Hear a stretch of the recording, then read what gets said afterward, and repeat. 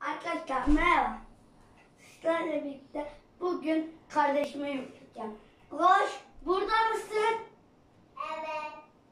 Bakın seslerini duydunuz. Şimdi göreceksiniz. Herkes sihirli sözcük biliyor. Abra, kazabra. Tabii ki de yok. Tabii ki de yok. Tamam. Şimdi biraz videoyu kesmeliyiz.